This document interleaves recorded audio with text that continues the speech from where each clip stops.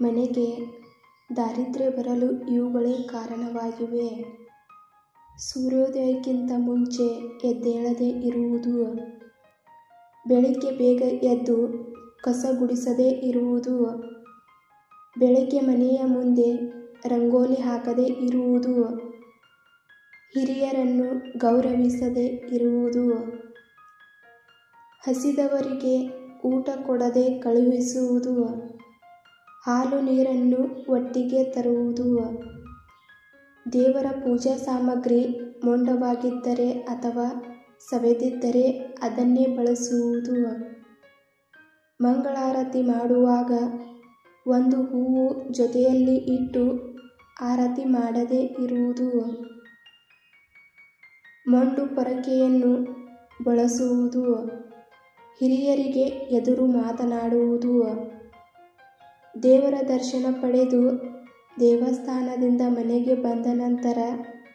ಪಾದಗಳನ್ನು ತೊಳೆಯುವುದು, ವರ್ಷಕ್ಕೆ ಒಮ್ಮೆಯಾದರೂ ಸಹ ನಿಮ್ಮ ಕೈಯಲ್ಲಿ ಆಗುವಂಥದ್ದು ಊಟ, ಬಟ್ಟೆ ಯಾವುದಾದರೂ ಸರಿ ದಾನ ಮಾಡದೇ ಇರುವುದು, ವಯಸ್ಸಾದ ವ್ಯಕ್ತಿ ಅಥವಾ ಮಗುವಿನಿಂದ ಏನನ್ನಾದರೂ ಖರೀದಿಸುವಾಗ ಅತಿಯಾದ ಬೆಲೆ ಕಡಿಮೆ ಮಾಡುವುದು, ಮುರಿದ ಬಾಚಣಿಕೆ ಬಳಸುವುದು, ಅಂತ್ಯಕ್ರಿಯೆಯ ಮೆರವಣಿಗೆಯ ಮುಂದೆ ನಡೆಯುವುದು, ಹರಕೆ ಮಾಡಿ ನೆನಪಿದ್ದರೂ ತೀರಿಸದೆ ಅದನ್ನು ಮುಂದಕ್ಕೆ ಹಾಕುವುದು,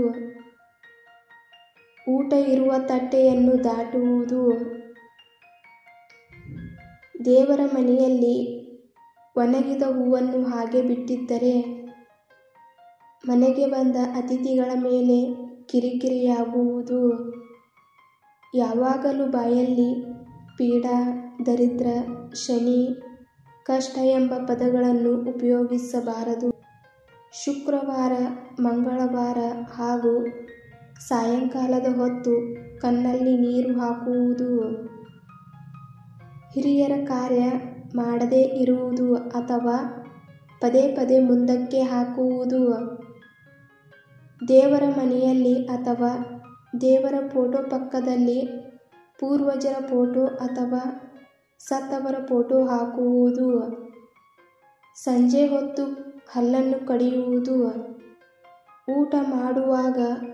ಊಟದ ತಟ್ಟೆಯನ್ನು ಬಿಸಾಡುವುದು, ಮನೆಯಲ್ಲಿ ಪದೇ ಪದೇ ಜಗಳ ಮಾಡುತ್ತಿದ್ದರೆ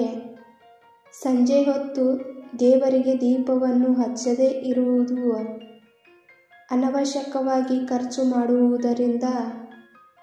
ನಾಗರ ಪೂಜೆ ಮಾಡುವ ಪದ್ಧತಿ ಅನುಸರಿಸದಿದ್ದರೆ ದೇವಸ್ಥಾನಕ್ಕೆ ಹೋಗಿ ದಾನ ಮಾಡದೆ ಊಟ ಮಾಡಿ ಬರುವುದು,